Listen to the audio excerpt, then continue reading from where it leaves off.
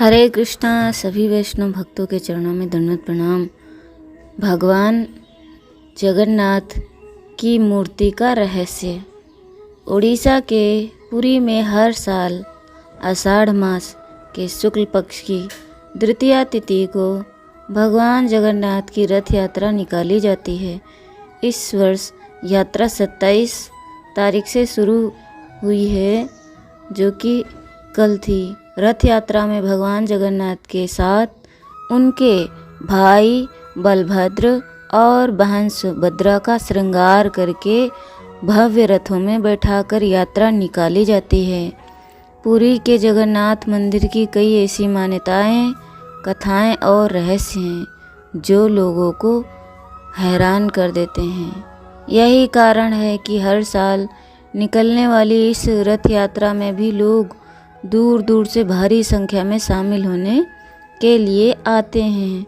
माना जाता है कि उड़ीसा के पुरी में भगवान जगन्नाथ की मंदिर में स्थापित मूर्तियां अधूरी हैं, जिनकी लोग पूरी श्रद्धा पूर्वक पूजा करते हैं, लेकिन हर कोई जगन्नाथ जी की अधूरी मूर्ति का रहस्य नहीं जानता।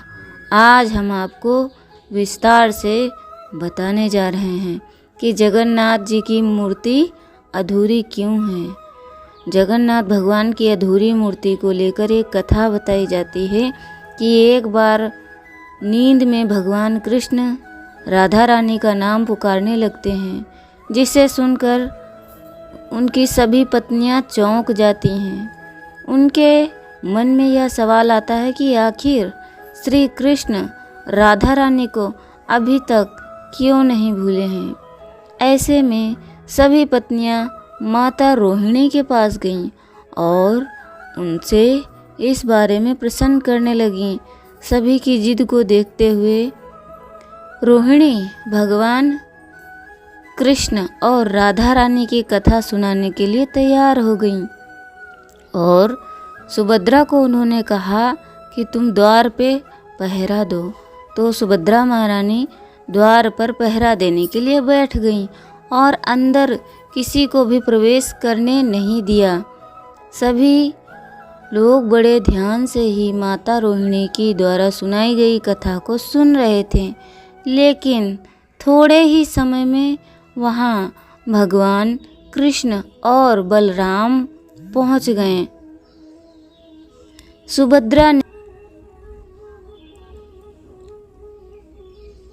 सुभद्रा ने श्री कृष्ण और बलराम को द्वार पर ही रोक लिया और अंदर प्रवेश करने से मना कर दिया, लेकिन राधा रानी और श्री कृष्ण की कथा की आवाज़ बाहर तक सुनाई दे रही थी, जिससे सुनकर सुभद्रा, बलराम और श्री कृष्ण मुख्य द्वार पर खड़े होकर बहुत ध्यान से सुनने लगे। कथा को सुनते सुनते तीनों की ऐसी अवस्था हो गई कि ध्यान से देखने पर उनके हाथ पर ठीक से नज़र नहीं आ रहे थे। इस अवस्था में देव ऋषि नारद आ गए और वो तीनों की अवस्था को देखकर एकदम हैरान रह गए। उस समय नारद जी ने भगवान कृष्ण से कहा कि महाभाव में लीन मूर्ति के रूप में आप सामान्य लोगों को दर्शन देने के लिए पृथ्वी पर हमेशा विराजमान रहें। इस बात को भगवान ने स्वीकार किया। इस बात को पूरा करने के लिए कुछ समय बाद राजा इंद्रद्युम्न ने एक कारीगर से यह 3 मूर्तियां बनाने को आग्रह किया। उस समय तीनों लोग कुशल कारीगर भगवान विश्वकर्मा एक बूढ़े व्यक्ति के रूप में अपना वेश लेकर आते हैं और राजा से कहते हैं कि वे भगवान नील माधव, सुभद्रा और बलराम की मूर्ति बना सकते हैं। इसके लिए उन्हें एक शर्त माननी होगी। उन्होंने शर्त रखी कि 21 दिन में मूर्तियां बनाकर तैयार कर देंगे, लेकिन काम वो अकेले कमरे में करेंगे। इस बीच कोई भी कमरे का दरवाज़ा नहीं खोलेगा। राजा ने इस बात को स्वीकार कर लिया और फिर भगवान विश्वकर्मा दरवाज़ा बंद करके मूर्ति बनाने लगे। रोज़ कमरे से आ रही हथौड़े और छेनी की आवाज़ें आती रहती थी। इससे लोगों को इस बात की संतुष्टि मिलती थी कि अंदर मूर्ति बन रही हैं। लेकिन एक दिन राजा ने सुना कि कमरे के अंदर से आवाज़ आनी बंद हो गई। तो राजा परेशान हो गए। उनके मन में तरह तरह के ख्याल आने लगे। राजा को लगा कहीं बूढ़े व्यक्ति को कुछ हो तो नहीं गया। तो रानी भी चिंतित होने लगी। रानी ने कहा कि आप देखिए कि उस ब्राह्मण को कुछ हुआ तो नहीं। राजा ने कहा नहीं, उन्होंने कहा था कि 21 दिन तक दरवाज़ा नहीं खुलेगा।